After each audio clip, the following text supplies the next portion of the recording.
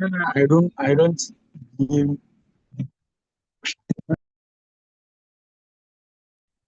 Good evening, everyone.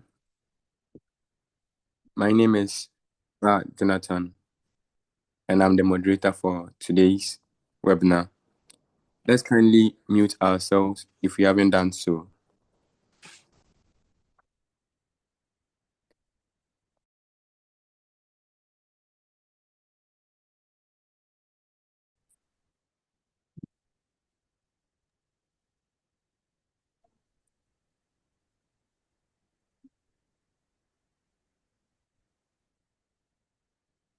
The theme for today's webinar is Understanding the National Service Structure, Purpose, and Positioning. Before we start things, we'd like to invite the presence of God. So we're calling on Miss Margaret Odenke to give us the opening prayer.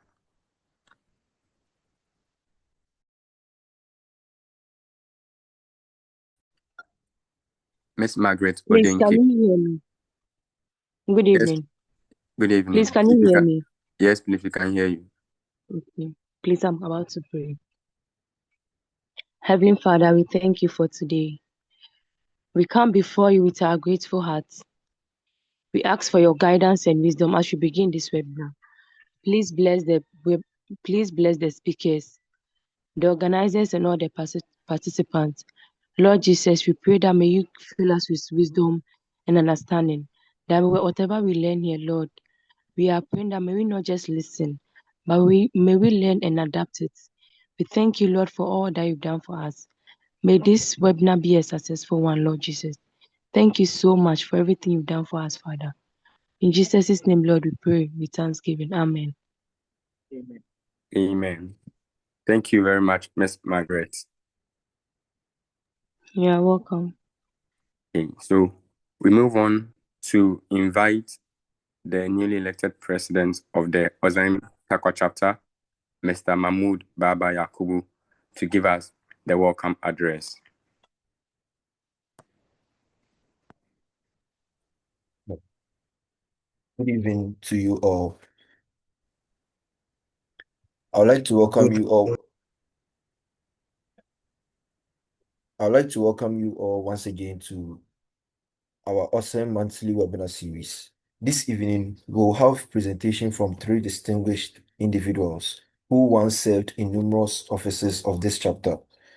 They will be speaking on the theme, Understanding the National Service Structure, Purpose and Positioning.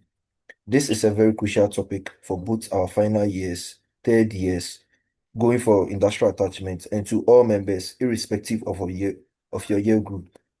Since one way or the other, you find yourself doing national service, pay attention, listen carefully, make notes, and ask the relevant questions that bother you. Once again, we welcome you to our webinar. All newly admitted members, we say congratulations to you all. Okay. Thank you very much, Mr. President, for a wonderful welcome address. Okay, so as the president said, we are having presentations from 3 different speakers. But before that, our first session entails the induction of the newly admitted members. Shall we call the president, Mr. Mahmoud Yakubu, to take over and induct the new members for us?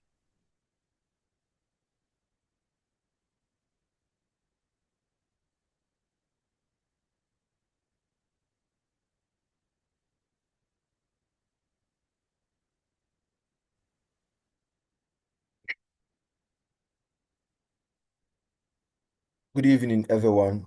I'm delighted to welcome you to this orientation session for the AusIMM Tarkwa Student Chapter. Today, I'll be walking you through who we are, what we stand for, and the many opportunities available to you as members of this prestigious organization. This presentation will cover an introduction to the AusIMM Tarkwa Chapter, the history of our chapter, our membership structure, the membership details, benefits, as well as other activities, rules to note, and finally, our concluding message. Kindly mute yourself.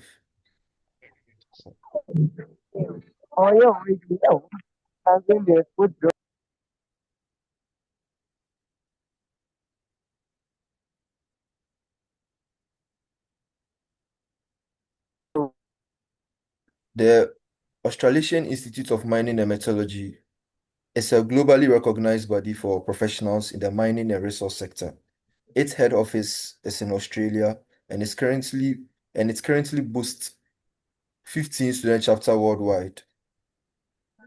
I'm proud to share that our Tarkwa chapter is the only one in Africa.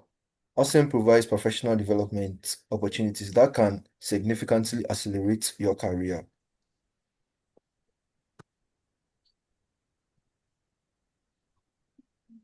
Our chapter was founded by Engineer Henry Entry and officially inaugurated on September 28, 2015. The QNST branch joined us later, becoming officially registered on June 9th, 2024,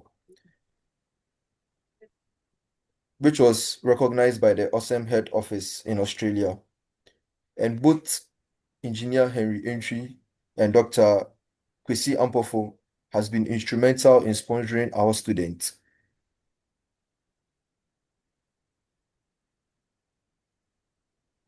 So the management of our chapter comprises of our founder, an AusIMM international representative, our patrons, our executives, and dedicated committee heads. Together, they ensure the smooth running of the chapter and the success of all activities.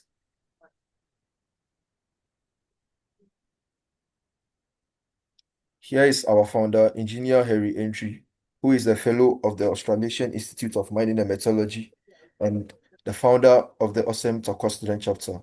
He is supported by Mr. Kwame Amwako Jampa, who serves as a special aide.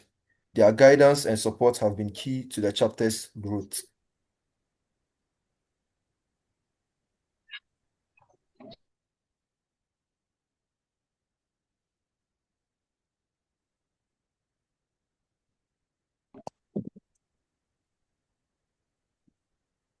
Mr. George Asongo is our AusIMM international representative in Ghana. He represents AusIMM at local events, provides updates on the mining sector, and helps us align with AusIMM's international strategic goals.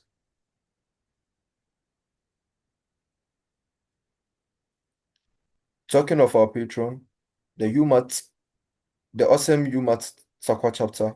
Here in UMAT, our patron is Dr. Clement Kweku Atta, who is a lecturer at the Mining Engineering Department, and we also have Professor Emmanuel Jikunu, who serves as the KNUST branch patron. Our patron provide academic and professional guidance to all AusIMM members. They are mentors who ensure we maintain high standard in all activities. Here is the team driving the chapter's activity.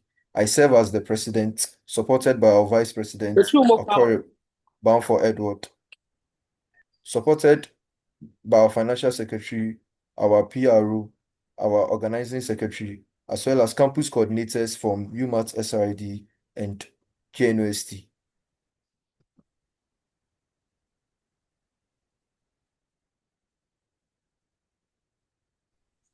Our committee heads manage specialized areas of the chapter's activity. They lead initiatives such as technical paper writing, research events, professional development sessions, helping us with auditing.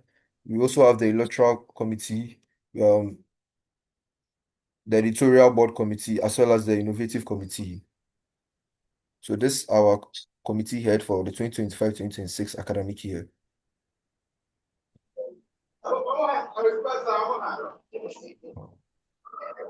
Kindly mute yourself.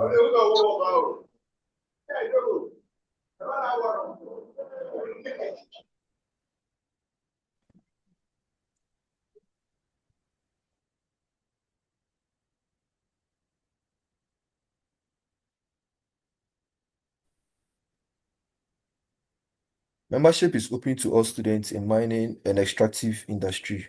Programs from UMAT, KNUST, UDS, as well as the University of Ghana. We foster collaboration across all these institutions.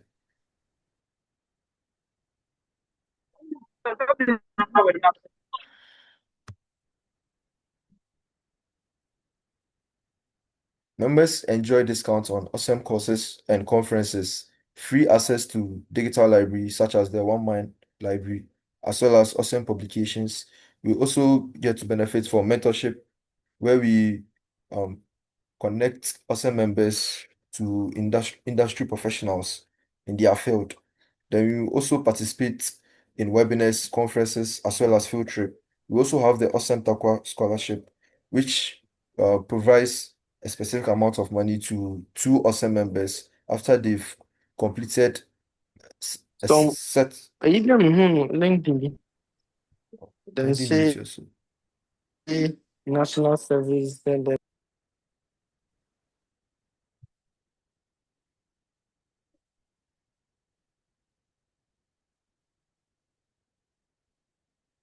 Students also receive a discounted copies of our founders book, which is available through the UMAT assistant registrar or contacting me directly. Few copies of the founders book are available. The founders book goes for a discounted price, which is 100 CDs for students, then 150 CDs for professionals. Field trips. We organize field trips to leading mining companies such as the Ghana Manganese Company, Anglogold, Ashanti, Iduapriem, Ashanti Gold, BBNE, and other companies too as well. Goldfields Ghana. These trips provide valuable industry exposure.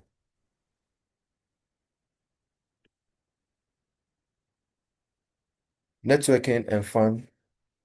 Our chapter is not just about academics. We create avenues for networking and bonding through fun games and social events.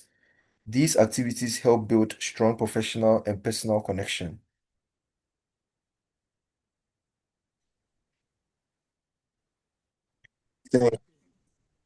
Each year, our st- you can't play class two Why on a join class class? four.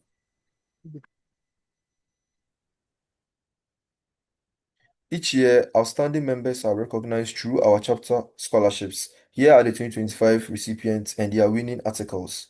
We encourage everyone to participate in such opportunities.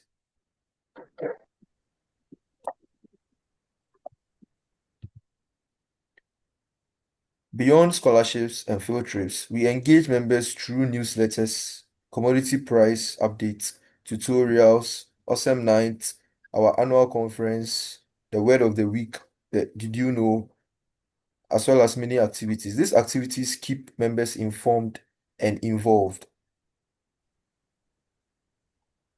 We maintain strict professional standards. Messages unrelated to professional development are prohibited on our platform. Requests for internships or jobs should not be made on the WhatsApp platform. It is also prohibited to be contacting mining executives on the WhatsApp platform about assistance towards internship, NSS, or jobs. Do not miss any activity, be it a webinar, a conference, a seminar of the chapter without permission from the president. Permission should be asked as early as possible and not during the activity. The eviction rule apply without favor and permission. It will be assessed based on merit.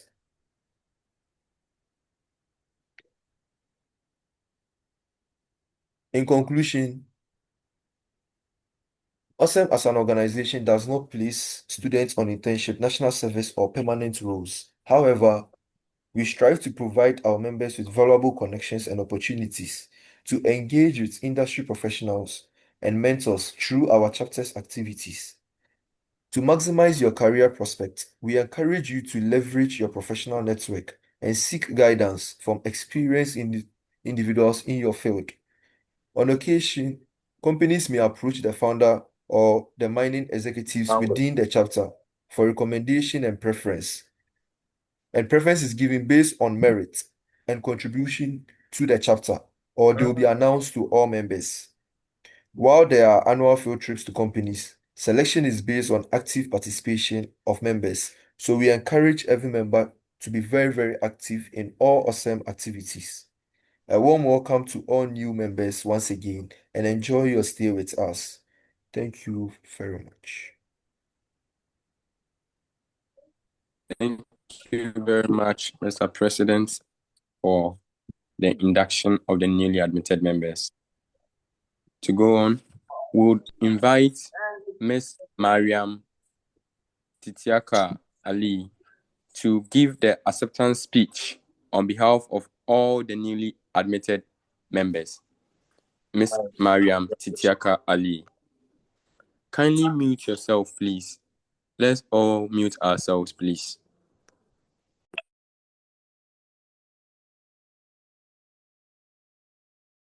Ms. Mariam Titiaka Ali. Thank you for the opportunity. The Chair, respected members of AusIMM, distinguished guests, fellow students, ladies and gentlemen, I greet you all. On behalf of all newly admitted members, I extend our heartfelt gratitude to the Australasian Institute of Mining and Metallurgy for welcoming us into this distinguished community. Becoming part of AusIMM is not just an achievement, it's an opportunity to learn, to grow, and to contribute meaningfully to the future of our industry. We are excited to be part of a network that stands for excellence, professionalism, discipline, and ethical leadership. We pledge to uphold these values and to engage actively with the Institute as we shape our careers and together the future of our industry. Thank you all.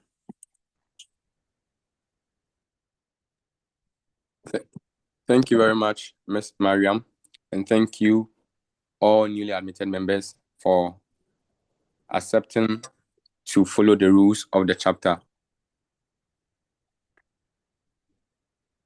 Without much ado, we'll move on straight into the second session for the webinar.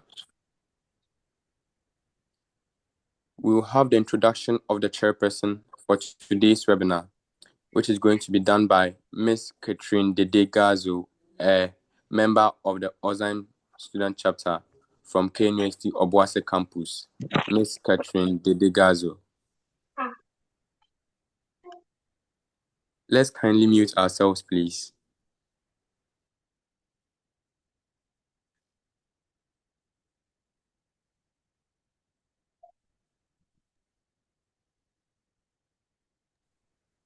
Ms. Catherine Dedegazo.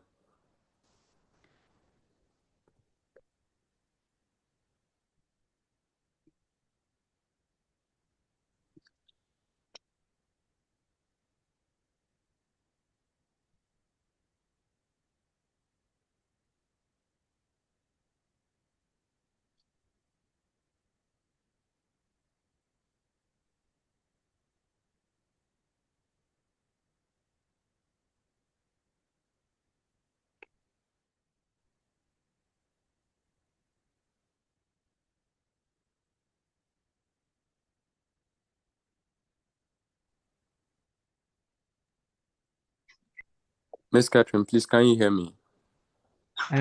It seems her network is she's having network issues, so we'll call on Meredith to join us.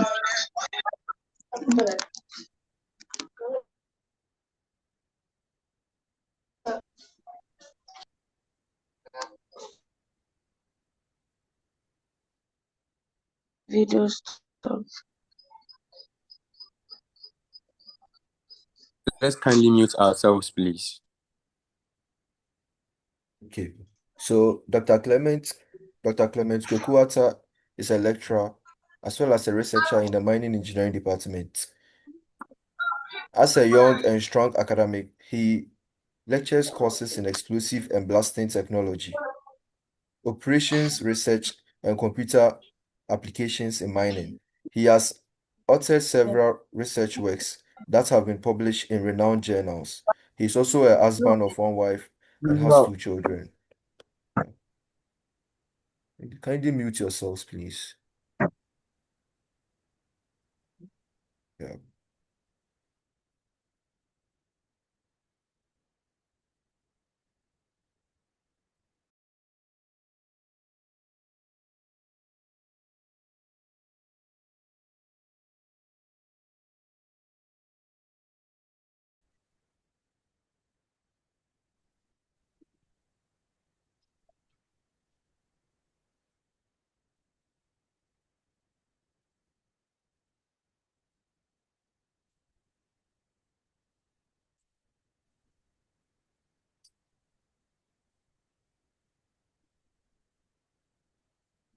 Hello, Mr.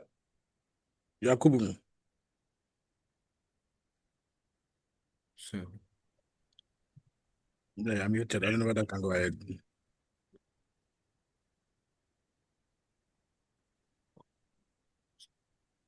so hello. Our chairperson for today's program is Dr. Clement Kweku Atta, who is the patron of the AusIMM Tarkwa Chapter. He is also a lecturer as well as a researcher in the mining engineering department. As a young and strong academic, he lectures courses in explosive and blasting technology, operations research, and computer applications in mining. He has authored several research works that have been published in renowned journals. He is also a husband of one wife and has 2 children.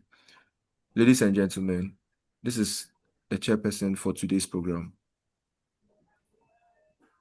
Thank you very much, Mahmoud, for those kind words. Good evening, everyone. As Mahmoud rightly said, I'm Dr. Clement Kweku Atta, and I'll be the chairperson for today's webinar. And the theme for our webinar is understanding the national service structure, purpose, and positioning in the Ghanaian context. And that's a very, very important one, especially when all hands are needed on deck to move Ghana forward. Understand?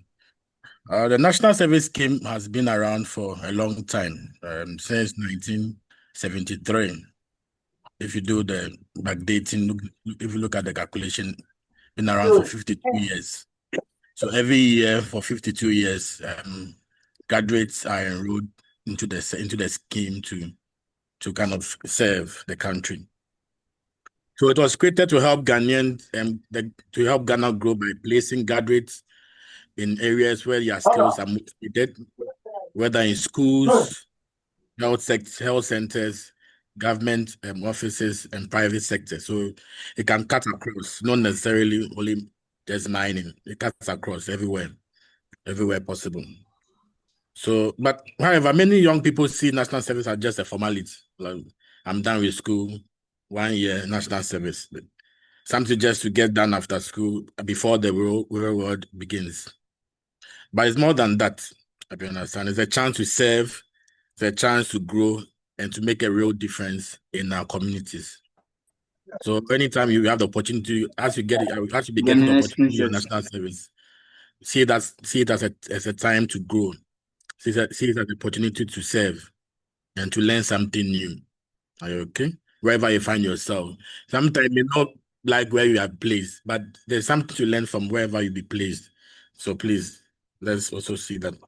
So that's why we are here today, just to delve deeper into how the whole national service works. So we need to understand how the whole national service system works. That's one of the objectives, or that's what the speakers will speak about. Remind ourselves why it was created in the first place.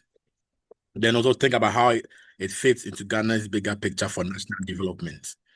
Okay, so that's also one of the objectives of the webinar. So as we are going to go through this webinar, I encourage everyone to pay attention, ask questions. I think from the welcome address of the president, he said that ask questions, pay attention. Most of you are just, I don't know whether you are paying attention or you are doing something else. Just pay attention, mute whatever you are doing, mute yourself and just listen to the webinar so we can say something valuable for today. I'll once again welcome everyone to the webinar and also thank the organizers for putting this webinar together. Let's stay and have a wonderful event. Thank you very much. Thank you very much, Dr. Clement, for the wonderful remarks. Please, before we move on, I'll kindly request all of us to mute ourselves. We're about to zoom into the presentation, so kindly mute yourselves and listen attentively. All questions will be asked after all presentations are done. So if you have a question, kindly write it down or type it. After the presentations, we will ask them. So during the presentation, no questions are to be asked until the third person is done with her presentation. Kindly mute yourselves and listen attentively. Without much ado, we'll move on into the first presentation, we'll invite Mr. Daniel Obeng Boadi,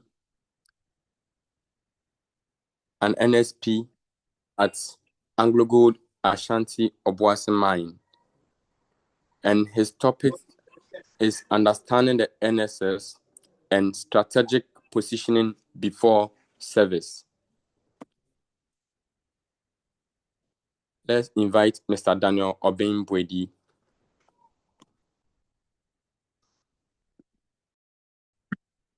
Mr. Daniel, please, if you can hear me, we are ready for you. Okay, good evening. Good evening to you all once again. And then I want to say thank you to the executives, the founder, the patron, for this opportunity to share with you my experiences in regards to this topic. It has always been a pleasure to be associated with AusIMM. And then there are a lot of things that I've gained from this chapter: professional development, mentorship. So it's a pleasure to come back in this capacity to share with you guys what I have. Okay, so for our topic for today, as we all know, is understanding the national service structure, purpose, and positioning. So can you share forward the slide? Okay, so with my topic particularly,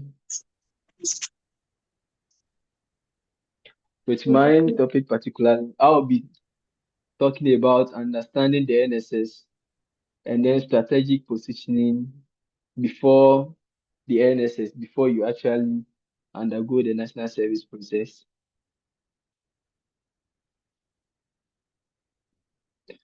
Next slide.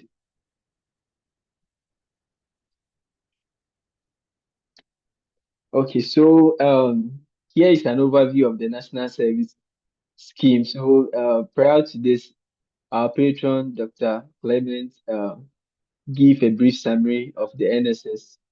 So the NSS scheme is a mandatory 1-year service program instituted by the government of Ghana for graduates of all accredited tertiary institutions. Please, can you mute yourself? Don't laugh. Okay, so the NSS is mandatory for everyone. Once you are a graduate with Ghanaian origin, whether you attended university in Ghana or not. So it's not like a wish that you can choose to do or not. So the scheme is compulsory for all graduates. So the objectives of the NSS.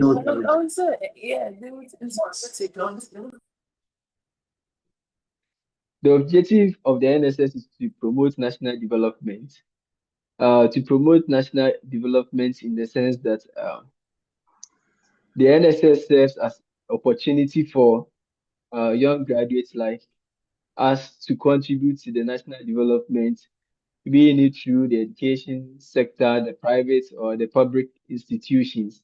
So we have the opportunity to go to these institutions and then share with them what we have gained in school. And then in that stead, we tend to contribute to the development of the country. And then also it instills a spirit of civic responsibility.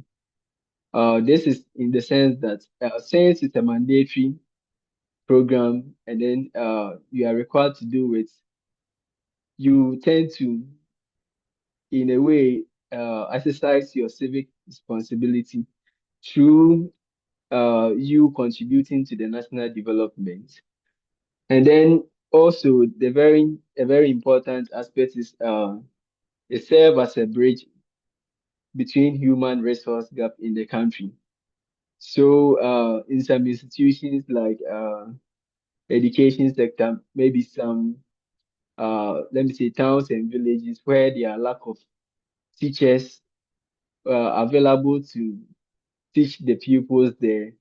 This NSS gives the government the opportunity to send graduates like us to these places where we can bridge those gaps or those vacancies in these communities.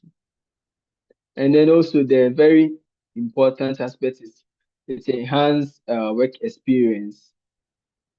So basically, I would say NSS is your first experience that you have in, let's say, the field that you study. So let's say if you did mining, the only uh first way or the only way that you are going to get your first experience aside, let's say, internship and then maybe field trips is NSS We did that last because member. it is We did that time. because it is through this national service that you gather your years of experience. So you will see job adverts and then they are asking for, let's say, 1 year, 2 year, 3 years experience. It's through these programs that you are able to gather those experience. So it's very important. Next slide.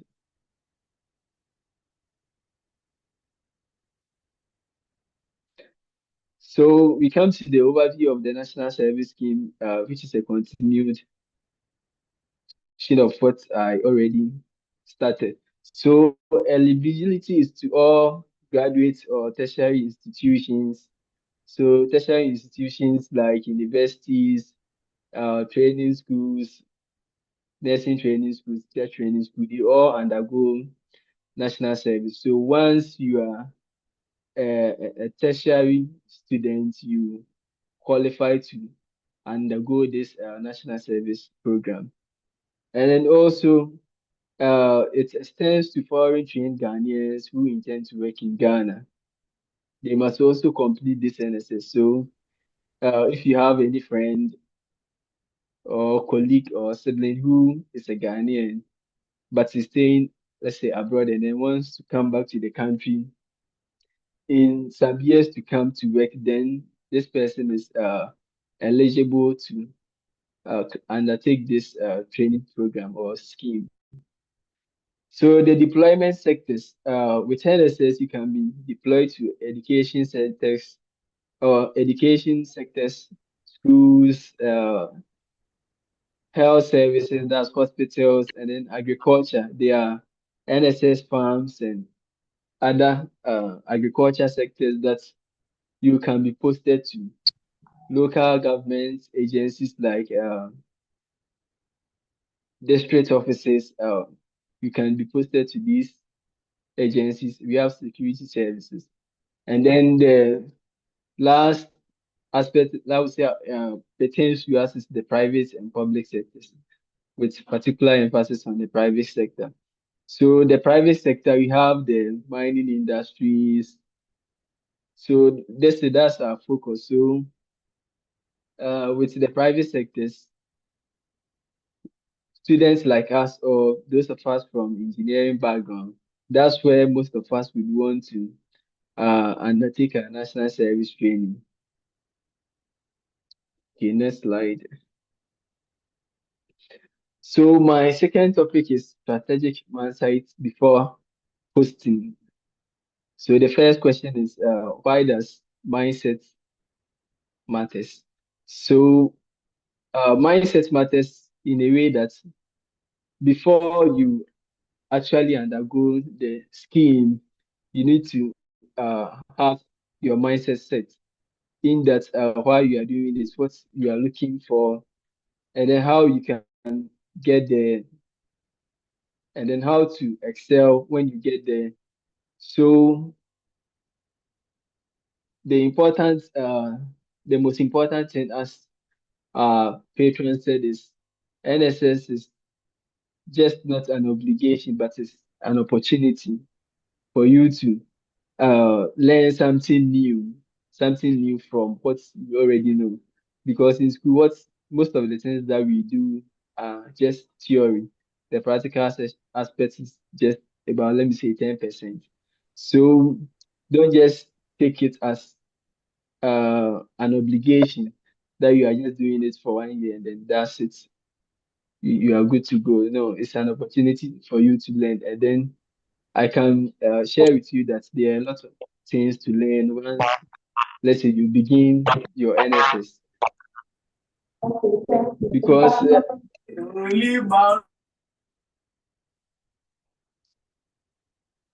Because most of the things that, let's say, even some of the things that we did in school now, there are changes or new technologies in the industry. So you won't even see them again, and then you will be exposed to new technologies, new methods, and new ways of doing things. And then I would say maybe uh, depending on where you do your national service. For me, as example, during the university, during my university time, all the internships and then field trips that I engaged in were on surface mines. But during NSS, I had the opportunity to do it in an underground mine. And then there are a whole lot of things that I've learned because I got to see that surface mining is very different from underground. Just that some of the basics are the same, like drill and blast, but even with that, there are a whole lot of things that pertains to it. So if you go in that, oh, maybe this is just an obligation that I'm doing, and then you don't actually involve yourself and then learn new things, then the opportunities that will come later ahead in the future, you will not be able to, let's say, grab them because the basics of your, let me say, your professional journey, which was your NSS, you didn't take it serious, and then that opportunity has slipped. And then once you are done with the service, there's no way you can apply for another one. The opportunity is gone. So let's just not take it as an obligation that I want to do my service for 1 year, and then that's it. And then it's now that I'm going to be taking my professional journey serious now. Okay. So my next point is identify your career path and then goals early. So let's say you are doing mining or minerals or engineering or any course in university. You have to first of all identify the path that you want to take. Let me say, let me use. I don't want to use mining because mining obviously you want to do your service in the mining company. So let's say geology. Let's say if you are doing geology in school, geology, I believe there are many career paths and field that you can go to apart from mining. So in that sense, you have to identify clearly which career paths you want to take, and then how best you can position yourself for this field that you want to take. So you have to get your goals and milestones set that, oh, I want to do A, B, and C, so that when opportunity comes in that field, I'll be best positioned to apply for it, and then I'll be selected. So just as you have already started, let's say if you want to take the mining field, you can start by joining professional organizations that are related to mining, like AusIMM. Get yourself updated with mining trends and then how the industry is, and then with AusIMM and then let me see associations like WAME, you get the opportunity to undergo field trips, talk to industry professionals in this field, and then these will just build your knowledge, even if not to the higher standard, at least you will get to know something more about this industry. So let's say in your national service, whether you're going to write an aptitude test or an interview, because already you have prior knowledge, prior knowledge to some of the things that this industry is going through. When they ask you, let me see, some basic questions, you'll be able to answer. So getting your goals and then your path clearly set is very important. And then also Another crucial aspect is to build a compelling CV before service.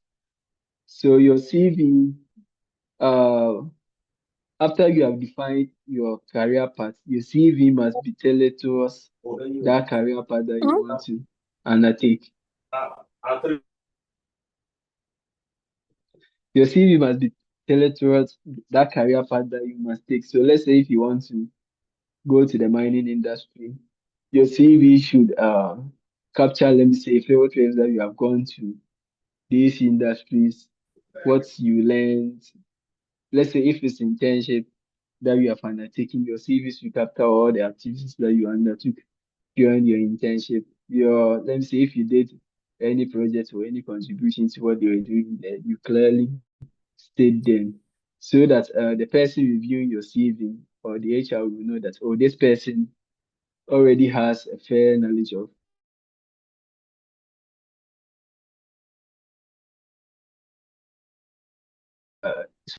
I would say they would prefer to have someone who already has knowledge of what they are doing there and then how they take serious their safety and then the safety precaution and measures that you need to undertake. And then with this, you should be good to go. So that will be the end of my part. If you have any questions, you can jot them down and then I'll be happy to answer them during the Q&A session. Thank you. Thank you very much, Mr. Daniel. Thank you very much, Mr. Daniel. I'd like to let all of you know that Mr. Daniel is the immediate past president of the chapter. Thank you very much for a wonderful presentation. We are very much grateful for the insights you have given to us today. So the topic Mr. Daniel presented on was understanding the national service structure, purpose, and the positioning. We move on to the second presentation. The topic for the second presentation is making most of national service time. This is going to be handled by Miss Justina Senam Lotsu. Miss Justina Senam Lotsu. Hello. Hello, Miss Justina. We can hear you. Okay.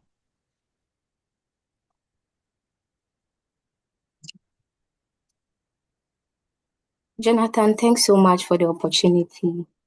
I'm actually more than glad to share my experience with an association that I always have at heart back in school. Thanks very much for the opportunity. I'm Justina, as Jonathan said, and I'll be sharing with you the second aspect of the presentation, which is making most of the NSS time. The whole national service year is a year of discovery, a year to build yourself emotionally, physically, and technically for the future career. You can serve the 12 months and remains the same, or you can serve and become completely transformed. The choice is yours. So how then do you position yourself to grow and stand out during your NSS journey? I will share with you some few points based on my personal experience so far as a national service personnel at Anglogold Ashanti Iduapriem mine. That to me have yielded positive results. So Jonathan, please move on to the next slide. Okay, so the very first thing I did going into my service was setting personal goals and documenting every achievement. So define what success look for you, put your goals on paper, don't just keep them in mind. Write them down clearly. Your goals could be that by the end of service, you would want to confidently lead a production meeting. You would want to learn how to use SEPAC to design blast holes independently, or you would want to use Leapfrog to validate grade control model, or probably calculate water levels and material volumes at the end of everyday phase pickup on the side of surveyors. So just be specific about what you want to do and ask yourself, Am I taking 30 minutes every day to practice? How am I doing this? What systems and routines am I doing to get this thing done? Then you set timelines to keep yourself accountable. It could be that you would want to get this done by the end of Q1 or Q2 or 5th or 4th month into your service. This could help you track your progress. Also, do well to document whatever thing that you've achieved. Keep record of the projects that you've contributed to, the tools and softwares you've used, challenges you've overcome, and any other things that you've supported. Personally, I have a daily tracker that I call my service journal. At the end of each day, I write down what I did, big or small, and even the bad ones here, because it helps me stay aware of my growth and keeps me on my toes. You could probably refer to those notes and documents to update your CV and probably share a story on that on a future interview. And beyond your goals and achievements, you have to also demonstrate professionalism. I see national service as your first year of your first taste of the working world, and how you carry yourself is very important. How you dress, how you show up on time without being chased, being dependable, respecting the company policy, and when it comes to safety, confidentiality, and data integrity. You are not there to dig into people's private matters, their salary, or office gossip. You are there to learn, to grow, and to build yourself up. Learn how to communicate and respect people. Learn how to handle situations. People may actually forget the tasks that you did, but they will definitely not forget how you carried yourself, your attitude, your integrity, and your working ethics. These things are the simple things that will make people remember you. And sometimes those are the exact things that lead to recommendation and opportunities. Just be real and don't chase attention. If you stay professional and consistent, you will actually attract that kind of spotlight. Also, don't wait for instructions all the time. One thing that has helped me and is still helping me is staying proactive. Don't wait to be told what to do. Be observant and pay attention always. If you notice a gap or something that could be done properly or better, suggest a solution politely. And I've realized that people get to know you when you come in with fresh energy and you go beyond the normal. Personally, I always have this in mind that I am not a national service personnel, I am part of the team. Yes, and that whole mindset gives me a different responsibility and makes me more proactive and willing to do more. In as much as you have that mindset, know when and where your views are welcome. Try to stay in your limits and not to go overboard. Avoid being glued to your phone during working hours. If your hands are free, ask how you can help, especially during rotations and less engaging moments. You might feel less involved and you just don't have to withdraw. Instead of scrolling on your phone, look for ways and means to get involved.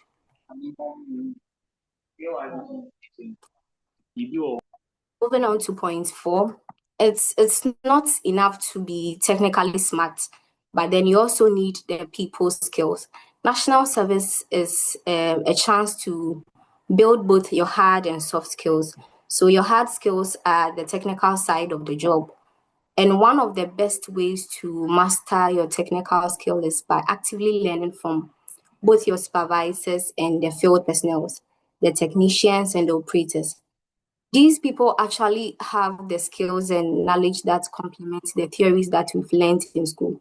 You just have to humble yourself, engage with them, and learn on the job.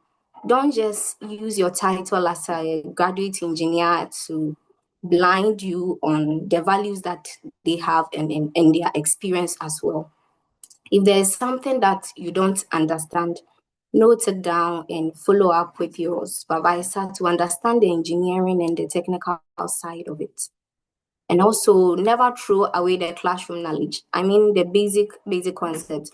I once had an engagement with an engineer asking me to explain what scalar and vector quantity is, just so I could understand VOD, that is velocity of detonation, as an explosive property.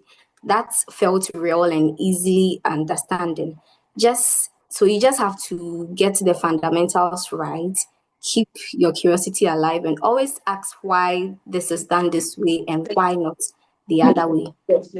Also, if your department uses a particular software, let's say SEPAC or Determine, or any kind of software, request for access or the basic training politely, you could probably get those softwares installed on your personal laptop and you practice along. Jonathan, please go to the previous slide. I'm not done with that one.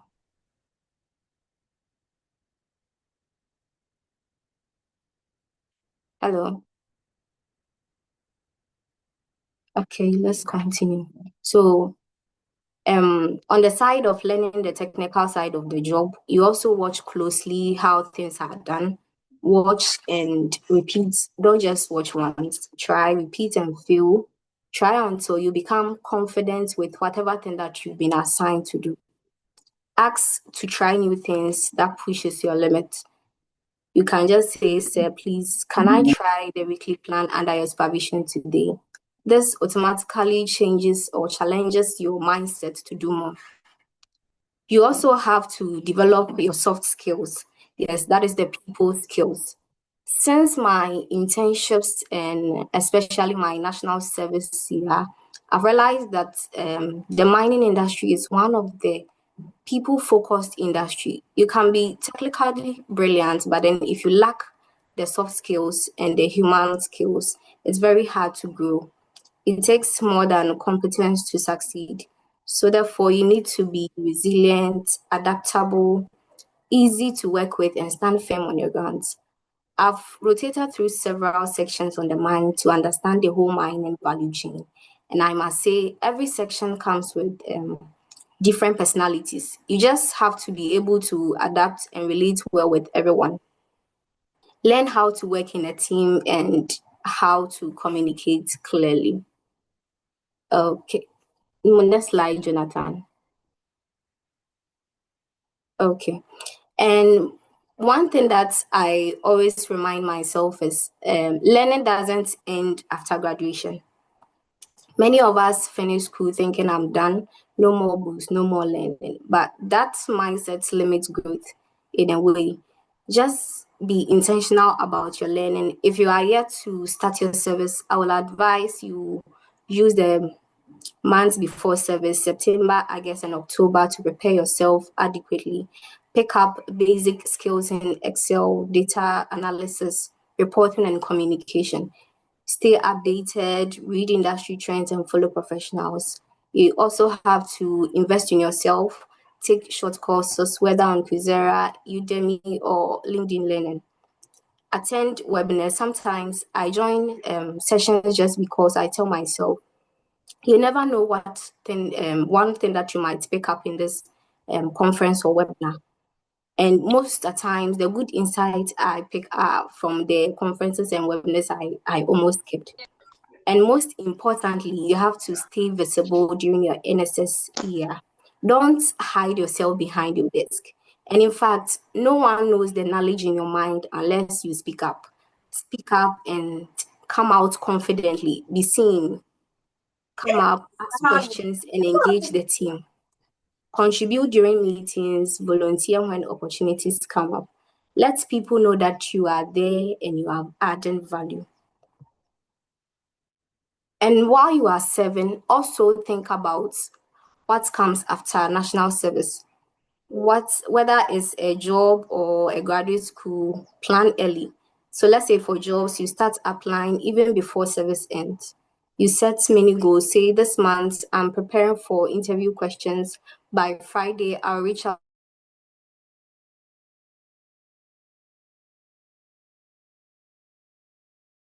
I'm updating my CV, and let me say, from the moment you start picking up new skills, whether it's a soft skill or something, you just have to update your CV right there. Reach out to people in your network and people that you admire in your industry, in the industry. Yes. Don't be shy to express your interest in working with them, and probably attach your CV for any future opportunities when you are introducing yourself. Also, grow your online presence. Update your LinkedIn page. Engage with content in your field. Let's say you are a mining engineer or you're a geological engineer. Follow companies in that field so that you get yourself involved and updated on job opportunities. One thing that I also do is I study job adverts. Let's say I look at a particular role or an advert and I ask myself, which of these have I done and which of them am I learning? Which of them am I supposed to build next? That really helps me identify the skill gaps needed, and probably I get to realign myself with the demands of the industry. And on the other side, if you are looking into graduate school, start by deciding whether you are applying for fall or spring intake. You create a list of schools and note down each of the application deadlines. You prepare for your SOPs, the standardized test, that is the GRE and the TOEFL. Request for recommendations early and get your transcript in advance. You also have to create a timeline that helps you stay ahead and avoid last minute pressure. Just start early. Don't just wait till September to begin looking for schools or applying for jobs. Don't just hope for the best. I always say this, use a strategy, and the earlier you start, the more confident and prepared you become. One thing that is also helping in my NSS journey is continuously seeking for feedback. And I see the whole national service program, or I see feedback, as a fastest way to grow. Sometimes it becomes so uncomfortable. Don't be afraid to hear where you are falling short. Ask your supervisors and colleagues, how am I doing? How can I improve this? Is there anything that I can improve on? And actively work on those feedbacks to improve yourself. Forget your ego. Don't take things personal. People might probably pass a comment just to test your patience and emotions. You just have to learn how to anger manage, self-control, and control your emotions. I've also learned that in emotional intelligence, it's more about people and not yourself. Always wear a smile, acknowledge people, be kind, and respect everyone. My supervisor once told me this, that we are all engineers. The fact that someone graduated before you doesn't mean they can treat you anyhow, or you can treat anyone less. Be that person that everyone enjoys working with, not because you are smart, but then because you are respectful and easy to work with.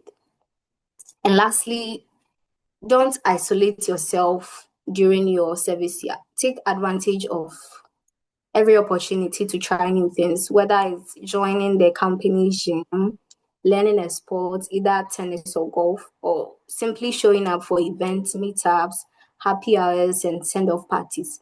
These are some of the best opportunities to meet people beyond your immediate department. And sometimes it's during these casual meetups that someone gets to know your personality, and that's one interaction could probably lead to a future recommendation.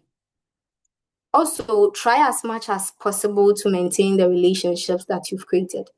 It's not easy to keep up with people, but then it's the little things that keeps relationships alive. Don't let the connection fade. A simple message like, hi Daniel, hi Franca, hi Jonathan, I'm just checking in and I really appreciated what you did the last time. Hope you are doing well. All these goes a long way. You just have to Also, you have to celebrate their achievements. Don't only reach out when you are in need of something. Ask for guidance and not just favors. For instance, I've completed the training you recommended earlier, and thanks so much for the advice. Just keep them updated on your journey, and it keeps the relationship so meaningful. And with these few points, I believe you will make most of your national service journey. Thank you very much. And if you have any question, please note them down, and after the last presentation, go through it all. Thank you very much.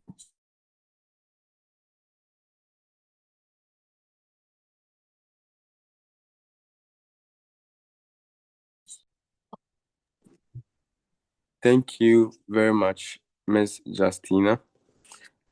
I would say your presentation was very, very educative and enlightening. She presented on making most of the national service time. Very, very insightful, Ms. Justina. Thank you very much for sharing with us your experience as an NSP. Thank you very much, Ms. Justina. Okay, so we'll move on to the third presentation for today. The topic is common challenges and how to navigate them.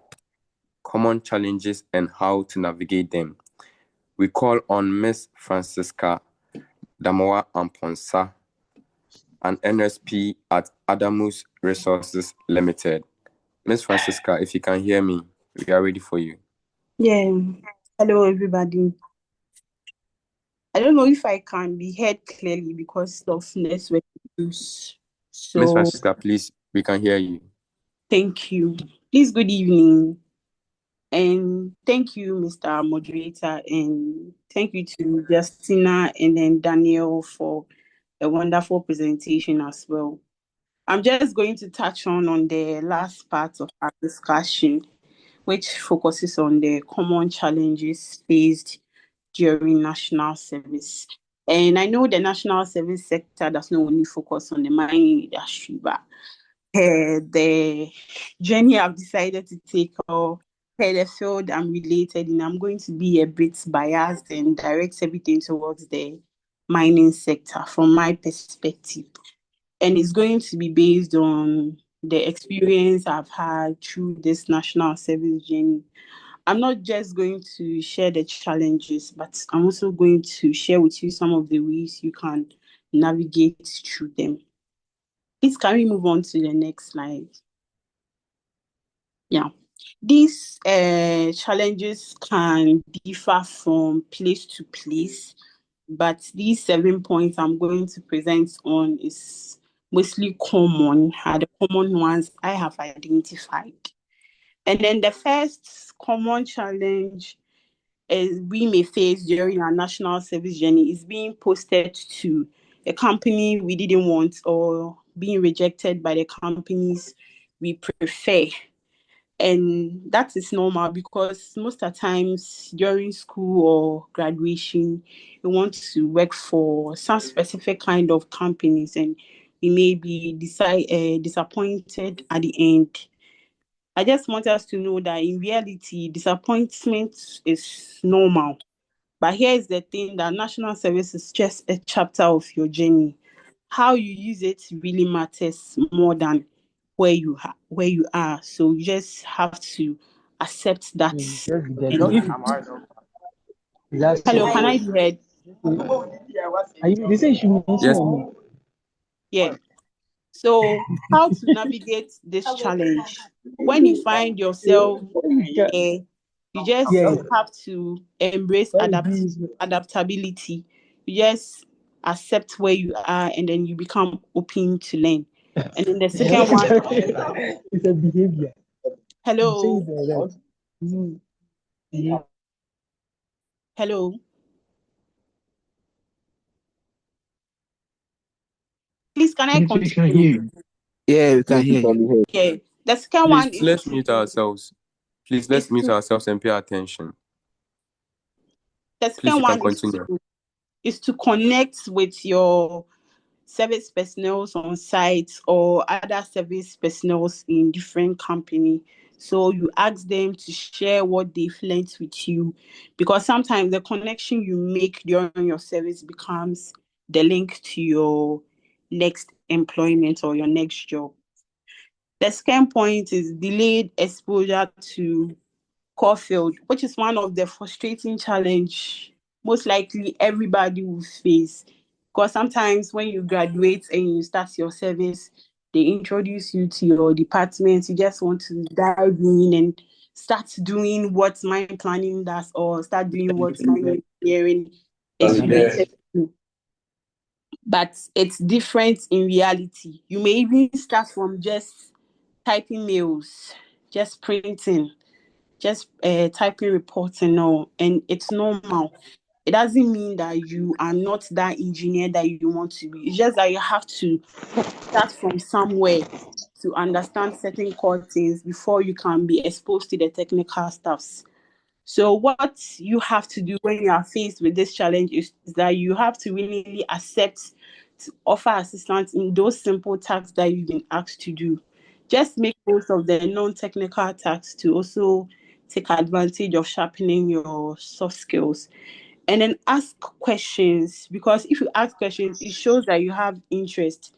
And then sometimes someone would tell from how you ask questions how serious you are, and they be willing to teach you more. The next point is when you move from school to the industry, you do not know much of practical stuff. What you are mostly exposed to on campus is the theory. But you see those people, we call them the technicians. They are the people you might start learning from. And they may not have the theoretical knowledge, but they understand what happens on the field. So what you have to do is just observe what they do, and then you follow them and offer assistance with the tasks that they will ask you to do. Please, next slide.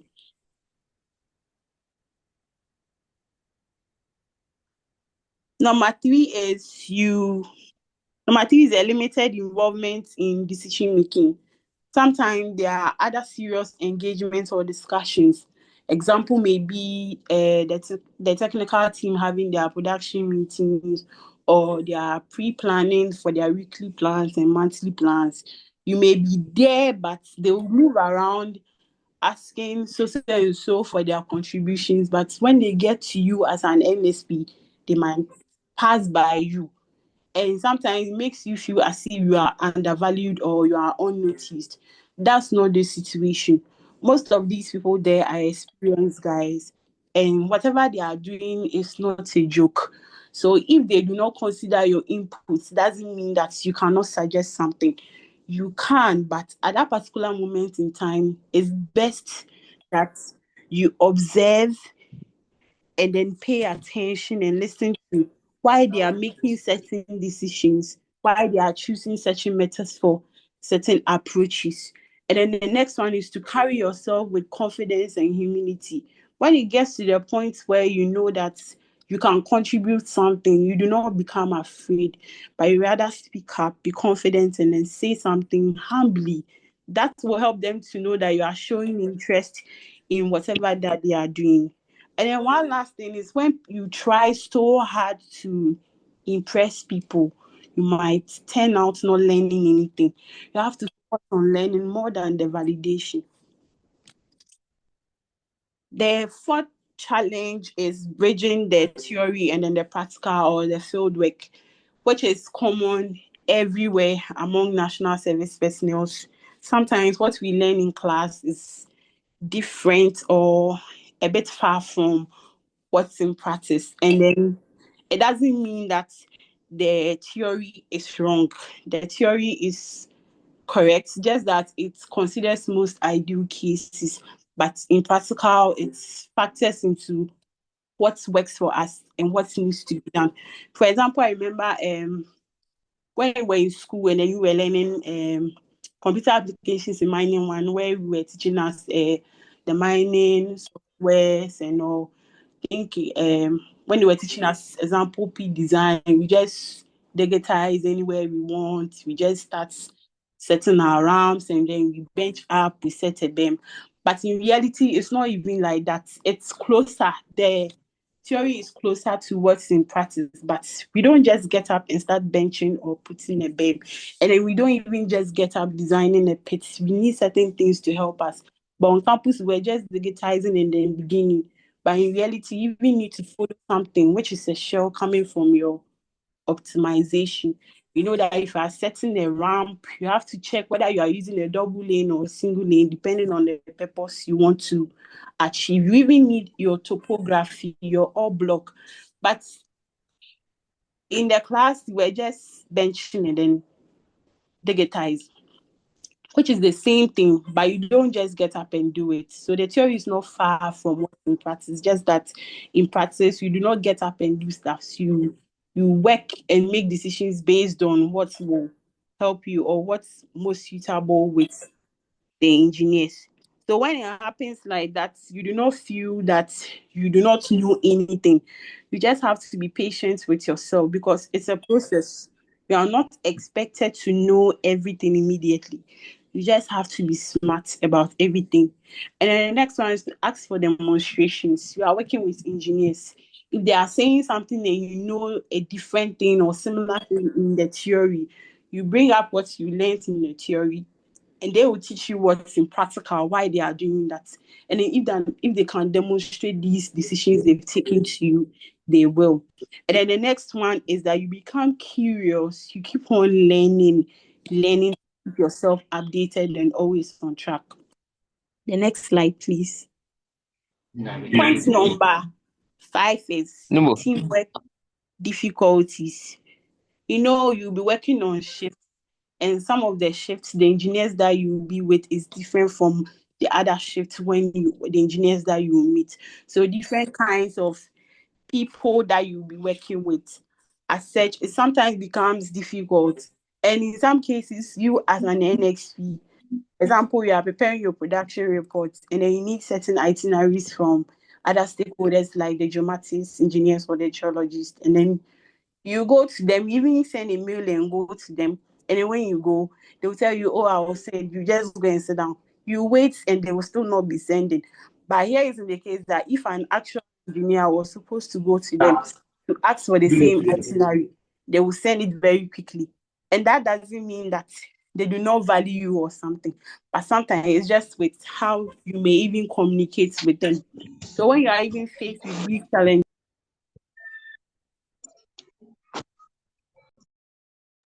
hello, can you hear me? You just Yes, have to please. be observant. Observe the people that you work with and then just know what works for them. And then you have to communicate clearly and respectfully. You have to also adapt and stay professional. You focus on the common goal. If you have to produce a report, don't think about the hassle you pass through to get that report or how difficult the people you are working with.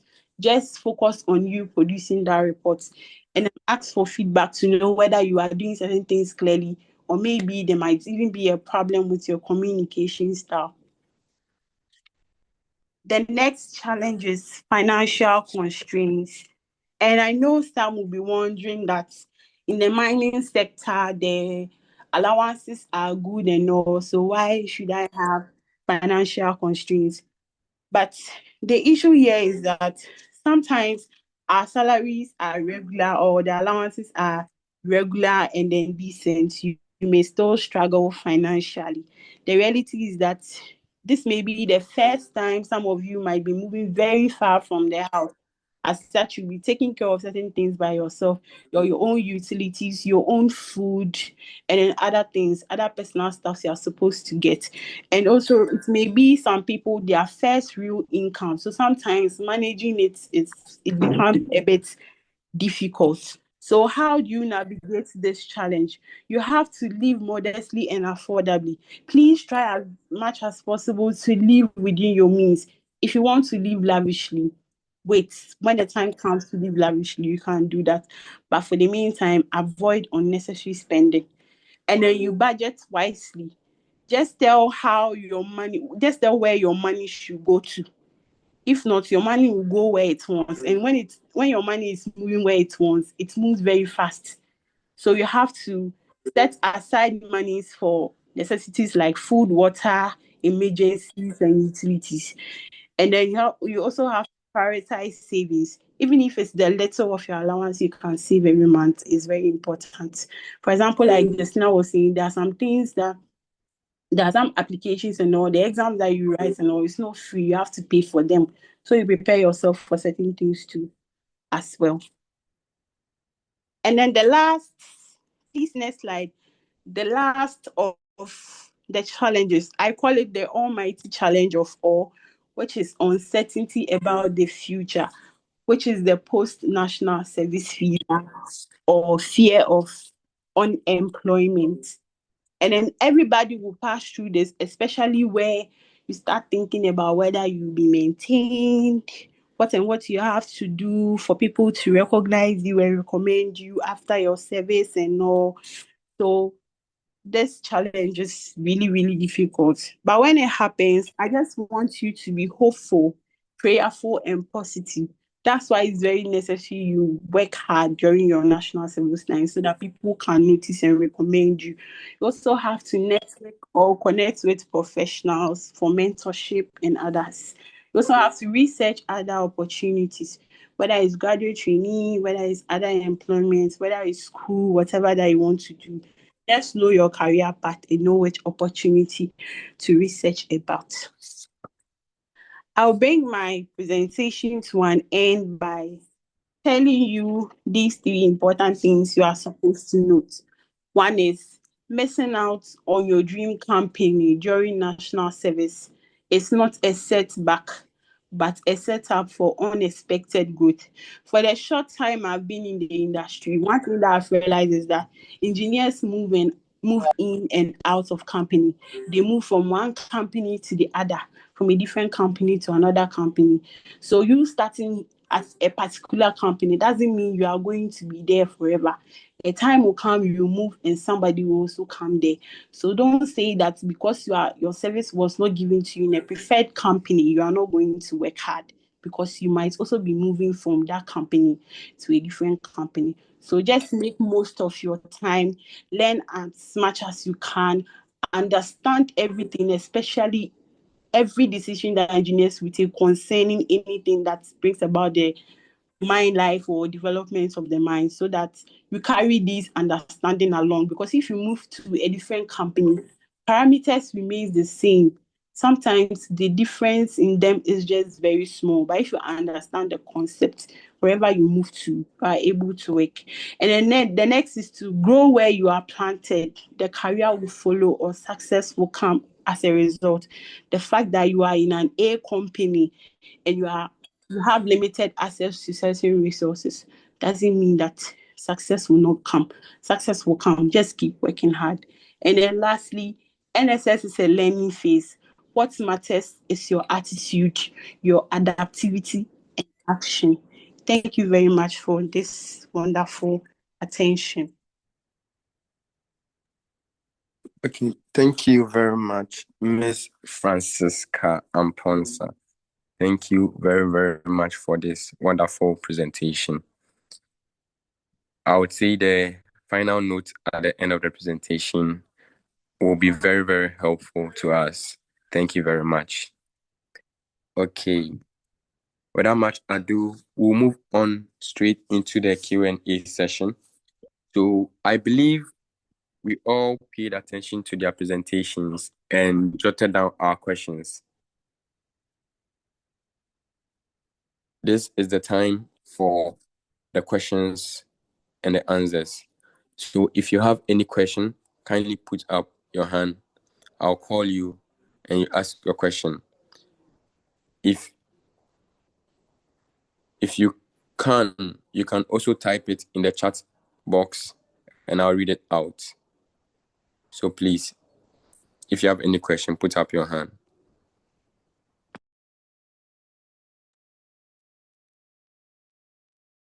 Okay. Yes, so I can see Boadi and Clementina's hand is up.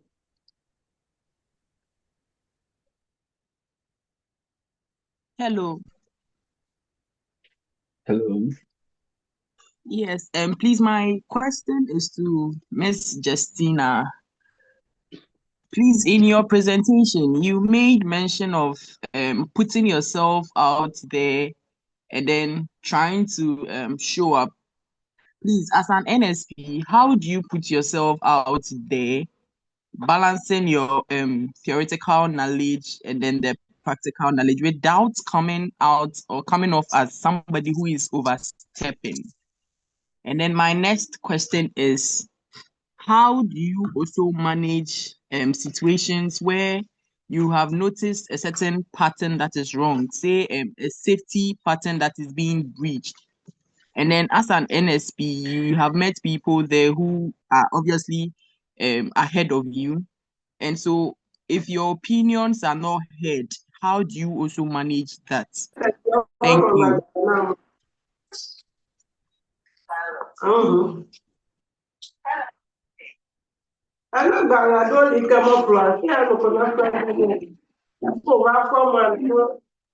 Please let's mute ourselves.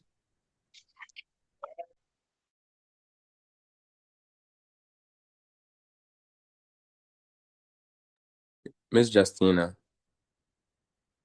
please can you hear us? Miss Justina. Hello. Sorry, I was muted. Okay. Please, she asked the question directly to you. Please, can you come again with a question? Clementina, please, can you repeat your question? Sure. My question is, in your presentation, you made mention of putting yourself out there respectfully. But as an NSP, I want to ask you, how do you do that without coming off as somebody who is overstepping? And how do you also make your opinions heard if you are being suppressed by maybe a supervisor or something? Assuming you have noticed a safety pattern that is being breached, and you want to try to let them know that what they are doing is wrong, how do you make these opinions heard when you are being suppressed? Okay, so for me, that thing is very, very delicate. So for me, in that, I wouldn't go straight. I would suggest that to my immediate supervisor first, even before I say it out publicly, even in a meeting or something. Yes.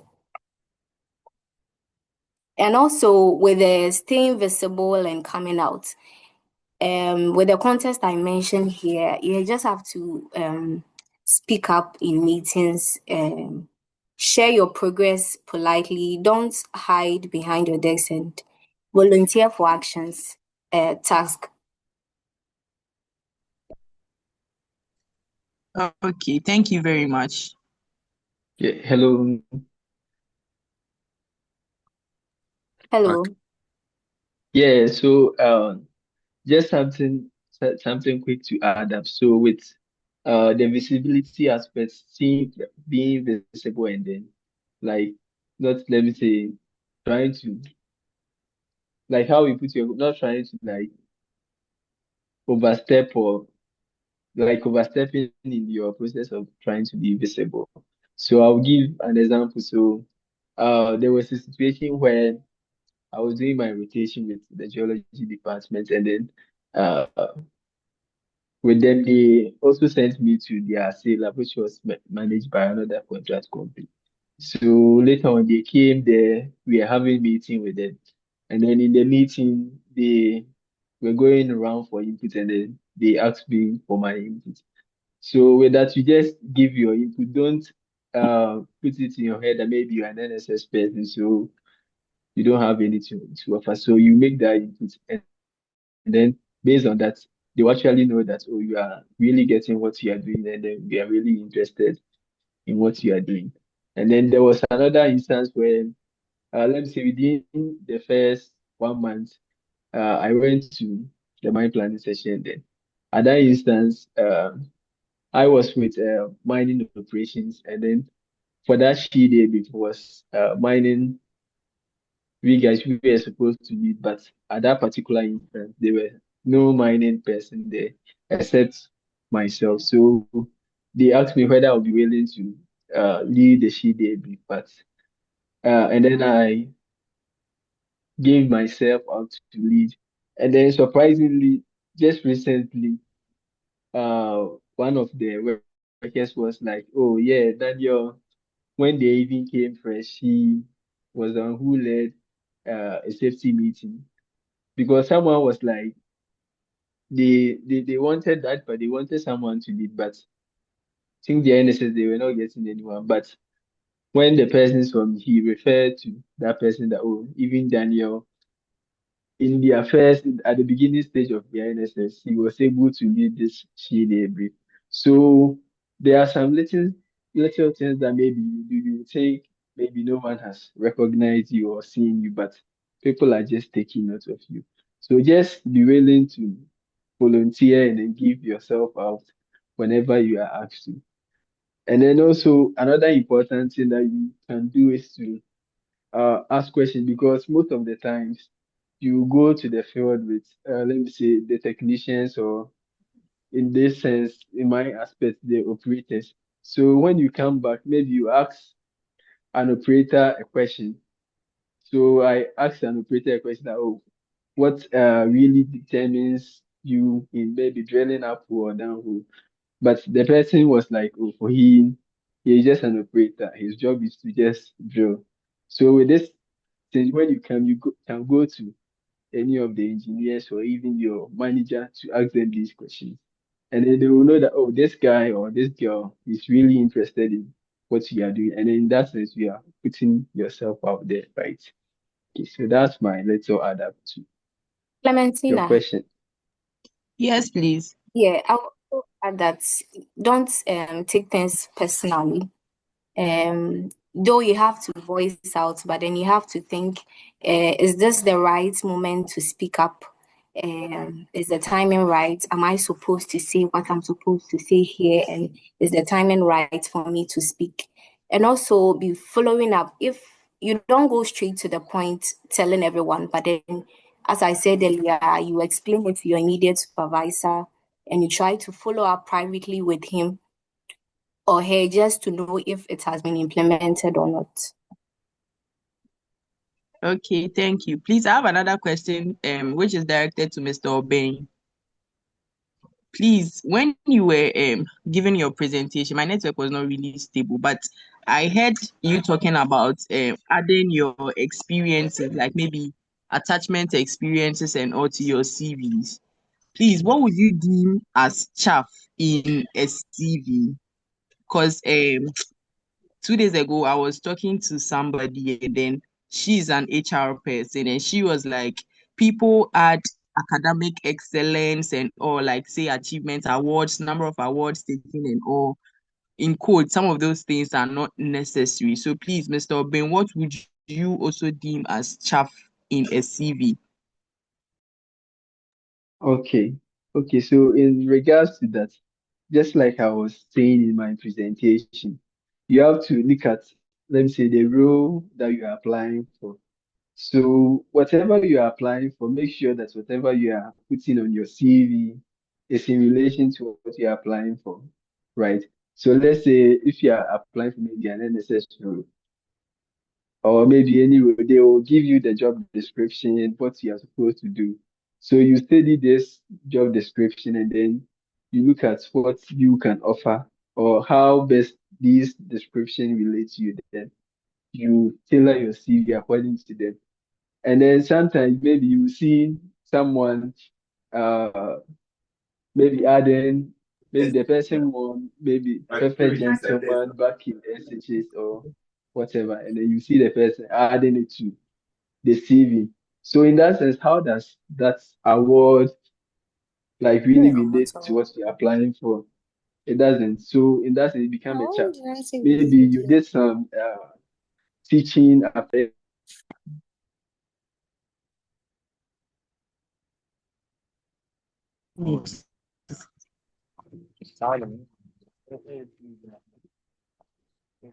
The army bet to free list there.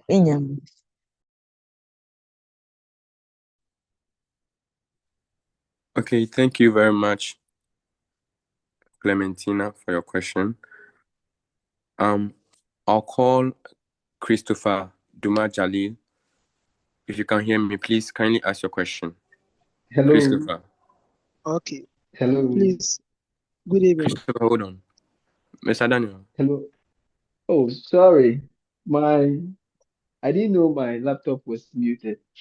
So, Okay. like what I was saying, so what becomes a chaff is in any job or in any advertisement, they give you the job description and then what role that you are going to play in your capacity as assuming you take up that role. So anything that you put on your CV that's not in relation to that role is a chaff. So let me give an example. Assuming you are applying for an NSS role, and then let's say back in SHS, you won an award for maybe Perfect Gentleman or whatever. If you put that award on your CV, how does it relate to that role? Or if you become an NSS person in that company, how would that role help that company? It doesn't. So in that sense, you become a chap. So you should just read the role and then look at yourself, the skills that you can offer in relation to the roles that they have described, and then you put it on your CV. Let's say someone also taught back in after completing SHS, he taught in maybe a primary or junior high school. If you put on your CV, how does that relate to that role that you're advertising? It doesn't relate to. So in that sense, it becomes a chap, right? Okay, so that's it for that question. I hope it was well answered. Yes, please. Thank you very much. You're welcome. Okay. Thank you very much, Clementina, for your question. And Ms. Justina and Mr. Daniel, thank you for the insightful answers you gave to the question. I'd like to call Christopher Jalil to ask this question. Christopher, you can hear me. Okay. Please, good evening. Thank you for the lessons and the experiences. My name is Duma Jalil Christopher. My question is, at times, we've heard from some of our seniors or some of the graduates, they used to say after completing their program on campus, they are being posted, some of them are being posted to basic schools to teach physics, chemistry, and inter-science and others. So my question is, in the case like this, because national service is about experience, and you have to gain extra experience on what you learn on campus. When you find yourself in such situation, what do you do in order to be online so that you get the experience you need to have, so that in the future when you get employed, you can help the country or the company with your experience? Thank you.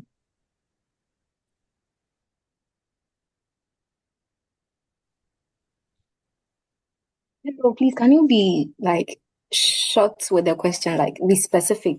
I didn't really get you. Okay, so in a case where graduates are being posted to basic schools to take or to teach several subjects as their national service program, in order for you to get experience, what do you do in order to align yourself so that you can get the experience you need to have?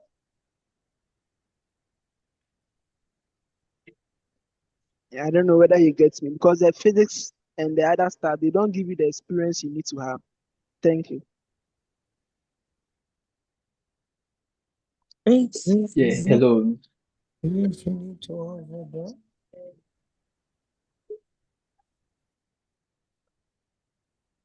Yeah, hello. Hello, Mr. Daniel, we can hear you. Okay, so in relation to that question, like as you rightly said, you teach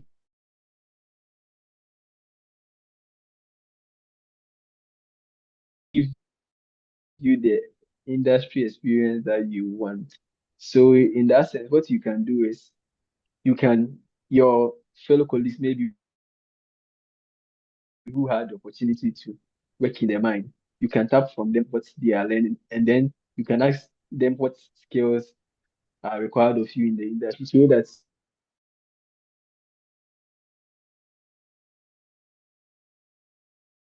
practice them. So in case you see any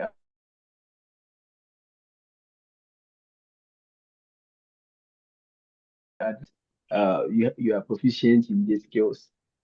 So I think with that you should be okay. Okay, thank you very much, Mr. Daniel. Christopher, I hope your question is answered. Yes, please. Yes. Yes, please. Okay, 3 more questions. There are 2 questions in there. Okay, I can see 1 question in the chat box. Then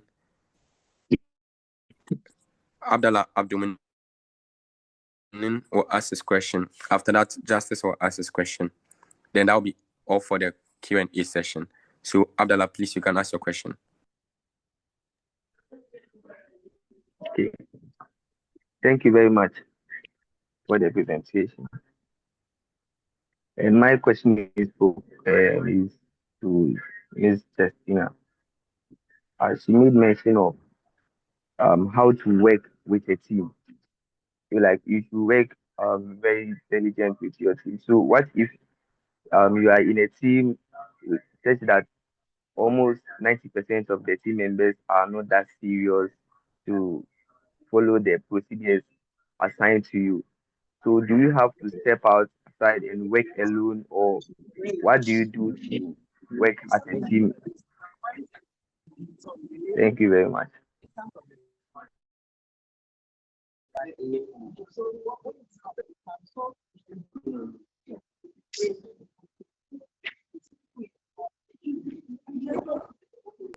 Hello. Hello. Hi. Can you be heard? Yes, please. Yes. So, Abdullah, you don't have to walk out or leave the group. You just have to understand. Let them know why you are working on that project, why you are home the meet and that kind of thing. So be clear with them, announce to them that the goals. You have to also communicate clearly with them and give constructive feedback. Do your part and also assign tasks to them. And I think everything will sort out well. But then you don't have to leave. Yes.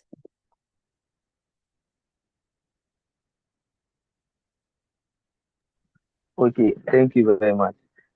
What if you did all that and still they are not cooperating? Wow. For me, I will take it to my immediate boss and tell him if probably he has something that he can do to them for them to change, probably. Yeah, hello.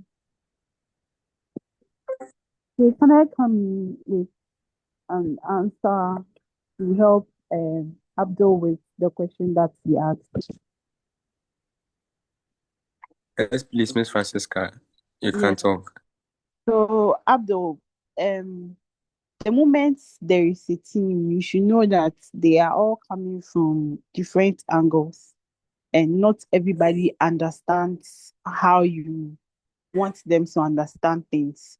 So in everything that you are working with, you have to sit down with the team and you do your own assessments with them. You remind them of their goal you want to achieve.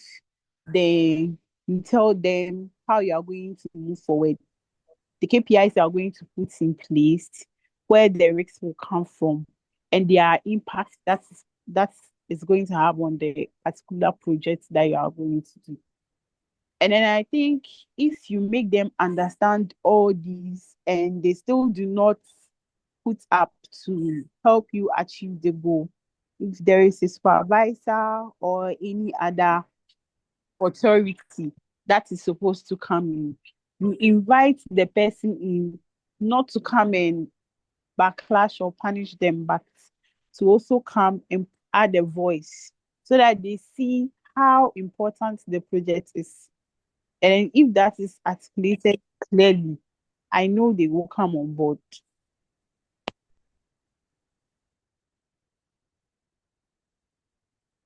Okay, thank you very much, Miss Francisca. Yeah, hello. Hello. Hello. Yeah, so in relation to that question to for Obuasi, uh prior to any start of shift, we have like a meeting, and then the meeting, if you have any safety concern, you can put it forward. So in a situation where you have any sort of safety concern, you can uh put it, and then your supervisors or your managers will take it on. So I will give an example. So one time, I was tasked with, okay, we went underground to do cable box installation, right? And then during the cable box installation, you fit the cable box. It was an apple. You fit the cable box in, and then you attach a fish hook to the tip of the cable box so that it doesn't fall. It's the cable box is like a metal, so if in case it falls and it pinches someone, the person can die. So once they are doing it, no one is supposed to stand underneath the cable board. Sorry, the cable board, and then we do it in a retreating manner so that no one is exposed to the cable board should in case it falls. But there was an instance where we were doing it and then someone went to stand underneath it. The team lead went to stand underneath, and then unfortunately, one of the cable boards, I don't know if the fish hook wasn't attached, but it came out of the hole, but it didn't hurt anyone. So when we went for our meeting, we shared it, and then fortunately, the mine manager was around, so he took it on, and then he advised the team lead on the importance of you not was standing under this installation because it was a near miss, it could have hurt someone. So in at your meetings in a professional and polite way, and then the correct actions will be made. Okay, thank you. Okay, thank you very much. Please, if your hand is still up, kindly drop your question in the group. Our speakers are there to answer them. Drop your questions in the group, not the chat box, the group. The speakers are there to answer them. Thank you very much. We would like to continue with the remarks by the international representative. Kindly mute yourselves, please. Kindly mute yourselves, please.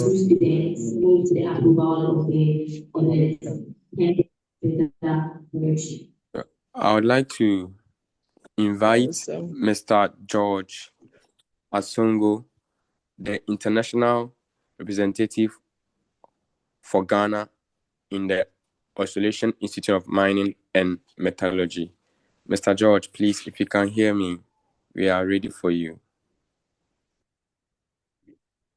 Thank you, everyone. I hope I'm loud and clear.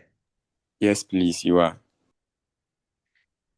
Thank you for the opportunity to be part of this webinar. I'm much grateful. And I must congratulate all of you and also thank you. I've listened to the program from the beginning, and I must say that it's been a very insightful presentation from the three speakers. And this is a practical experience they are sharing with those who are yet to go and do national service.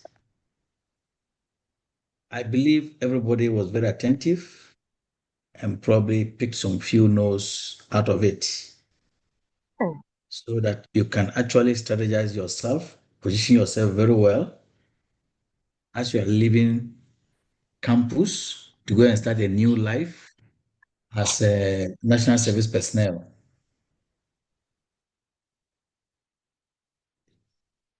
Before embarking on this national service, it is very essential to understand the underlying purpose and goals. Once you are aware and understand what national service is all about, like the first speaker said, don't look at it from the obligatory points only, but take it as an opportunity to go and showcase what you have learned in the classroom, combined with the practical things that you've been learning on the field. Putting the two together to show what you can offer, and then your gains will also come. So by doing so, you'll be able to actually strategically position yourself to maximize your impact wherever you are found. And as a result, achieve your objectives. I only have 5 minutes, otherwise I can talk the whole day.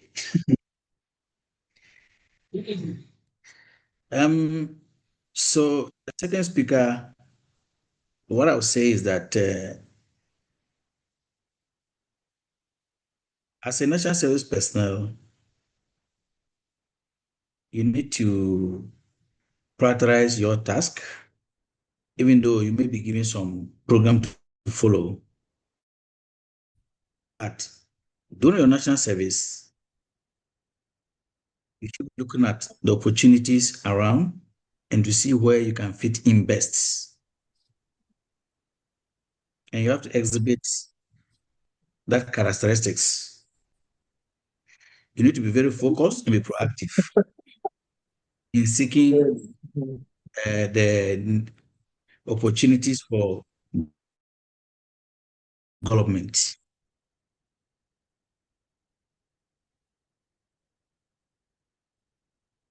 Many times, we've said it over and over, you can watch carefully. There might be some challenges in the institution that you are doing your service. You can actually pick up something, a very good project out of it, even though you have a program, come up with something. And look, at the end of the day, that can give you your job.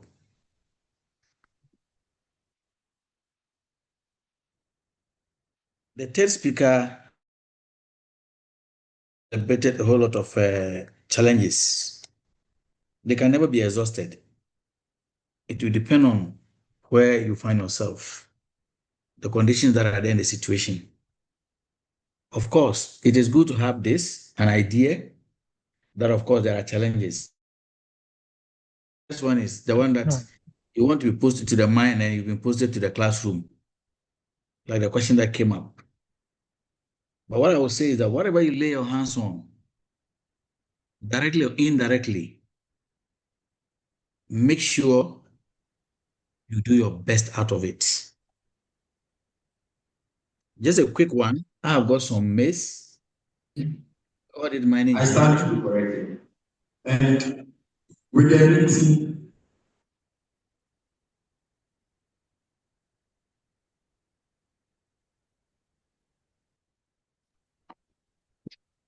some maize. We all did mine engineering, but as I speak to you today, some of them never practiced in the mining industry. And they are doing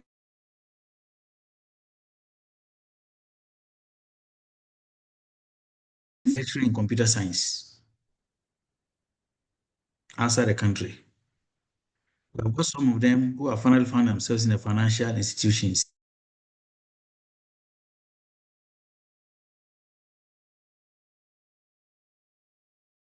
And they've made it. So don't be broken down when you don't get exactly where you want. Things can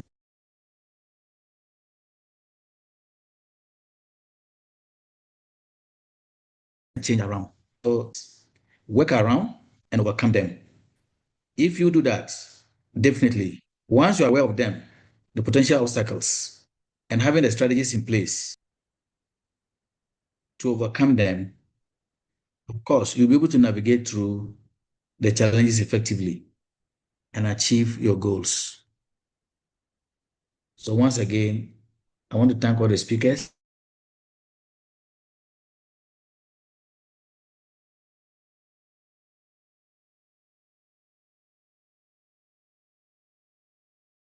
Thank you very much, Mr. George, for the wonderful remarks you've given us today. We would like to invite the patron and the chairperson for today's webinar, Dr. Clement Arthur, to give us his remarks. Thank you very much, everyone. This webinar has been really, really successful, as Mr. George rightly said. Sorry, Mr. George, earlier on I was trying to look for you to acknowledge you, but I couldn't find you. Sorry, my name was hidden a little bit, that's why. Yeah, I searched earlier. I didn't find your name. So I was wondering whether you're in or not. Yeah, thank you. So we rightly acknowledge your presence with us.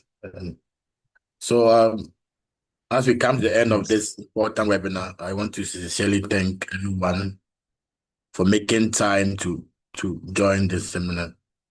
It's been a very engaging and insightful webinar. We all can attest to that. Our team understanding the national service structure, purpose, and positioning has helped us look deeper into something that affects many young people and plays a big role in our national development. Today, we've had the opportunity to understand the NSS and the strategic positioning before service. We've also heard on how to make the most of the service time. Also heard on how some real challenges, shared practical experiences, and how to navigate them. So I would say that I encourage everyone to take the national service period seriously when they get the opportunity to do it. Use it to build yourself, learn new skills, and develop the right attitude for the future. You are not just serving Ghana, you are shaping your own path, your own future. So let's take it serious. Also, to our speakers, I want to say thank you for sharing your time and your knowledge. Your insights have made a real impact. It's good to know that our students are making it and big in the industry, and to hear our students who just graduated is very encouraging. And to the organizers, thank you. Congratulations on putting a very well-planned and meaningful webinar together. And to everyone that came, thank you so much for your attention, your questions, your presence. And from what the moderator said, if there's further questions, send it to the group so that the speakers can address them for you. So whatever we have heard here, it doesn't end over here. Let's keep it. Let's keep the question ongoing. Let's keep the learning ongoing. I hope you are leaving here more informed, more inspired, and ready to play your part in making the national service scheme more effective. Thank you once again, and may all continue to serve Ghana with purpose and pride. God bless us all. Thank you.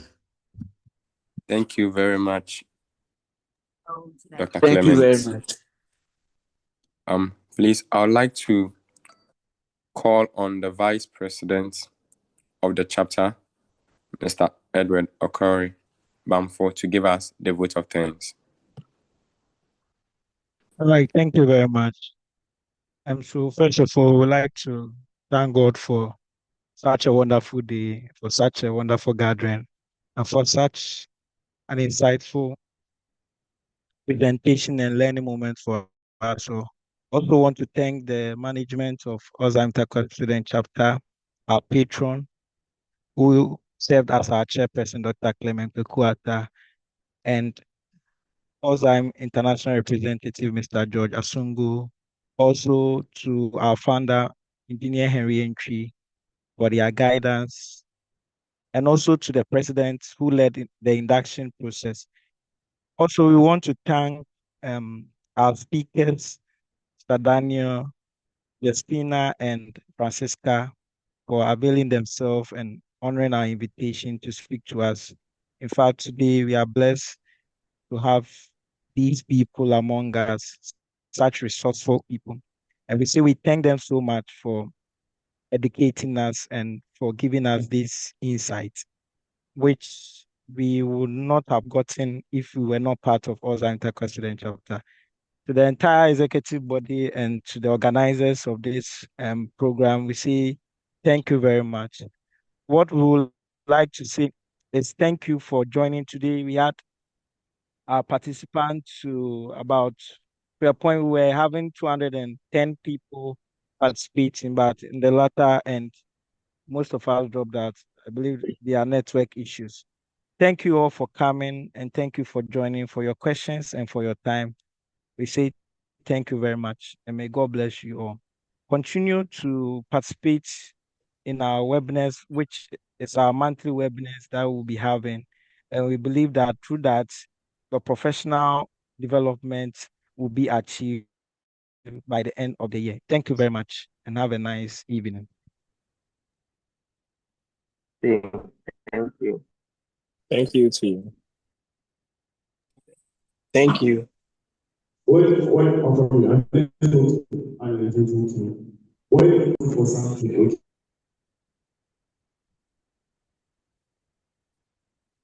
Vamos pasar.